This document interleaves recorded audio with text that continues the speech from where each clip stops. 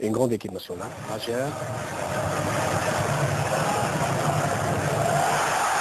المجال وبلومي رائعة، يخرج لايتي وبلومي روحوا وما قدرش يسجل.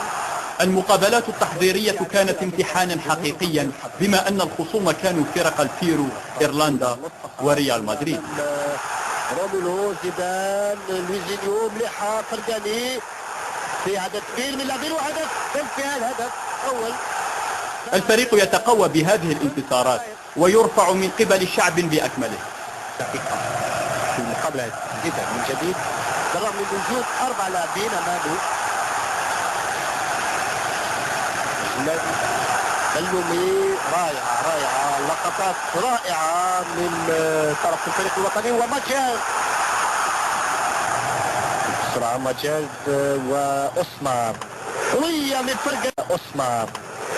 من فرقاني وبصعوبة الحارس. رائعة اللقطة هذه والتصوير. إنه فريق مكتمل ومضخم يعبر حوض المتوسط تحت أنغام. جيبوها يا الولاد. يفتح باتجاه ماجر على الجهة اليمنى، كانت جميلة من بن شيخ. ماجر اللي يحمل رقم 11 يلعب كجناح أيمن، جميلة من ماجر، فتحة جميلة لكن عدت.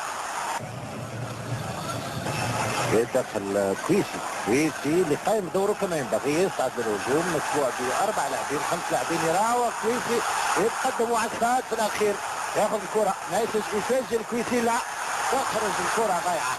مرزقان ماجر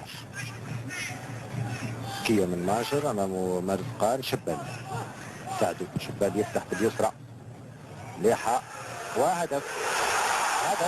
أول هدف يحيى. محاولة كانت تزكية. بن شيخ يوزع لبوربو كجناح أيمن. يراوغ بوربو ينفلت يفتح فتحة جميلة، الحارس يدخل وكاد يكون هدف. يفتح ماجد وبوربو يسجل. لا ما تدخلش الكرة تصل بواحد لاعبين، تبقى عند تلمساني. جميلة من تلمساني حقيقة مقوتة كما ينبغي. الكرة لصالح المنتخب البيرو. محاولات خطة قوية والهدف ما كانش ينتظرها عمارة. رقم 15 دياز، رقم 16 اولاشيا، رقم 6 ثلاثات كويسي في محاولة جميلة معاها امامه 2 لاعبين. كويسي الهدف لا ما تدخلش الكرة. عجيبة لقطة فنية رائعة يقوم بها اللاعب كويسي ويمرر الكرة تاعو لتلمساني. ماروك اسرع قد 3 دقائق.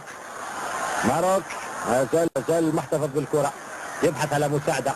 يوجد قندوز على الجهة اليمنى، كرة عرضية. قندوز راح يفتح في وسط المنطقة. مليح هدف حقيقة كان هدف منتظر من ماجر. هدف حقيقة يجي قبل النهاية.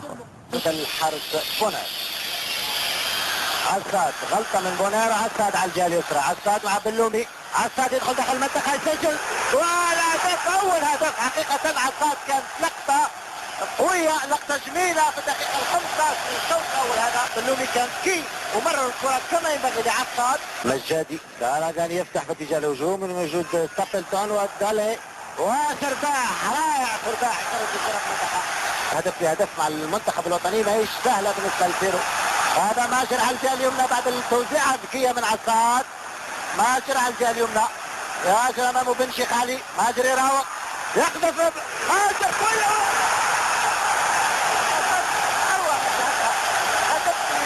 شوف الإعادة نتاع اللقطة هذه في مقابلة العودة في قسنطينة. شوف ماجر يراوغ ويفضل يقذف قذفة قوية. الحارس نشوف التمريرة هذه. ريال مدريد اختار في الشوط الأول ضربة رأسية خطيرة ويتعاود تكرر نفس اللقطة إلى سانتيانا يحاول يتخلص سانتيانا دائما وضربة جزاء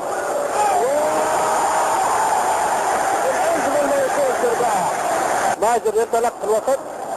ماجر مع شكون مع عساد بعيدة عن عساد، بعيدة بالذات. يسقط عادي عساد يسترجع كورته بصعوبة. مثل شكون ماجر يقطع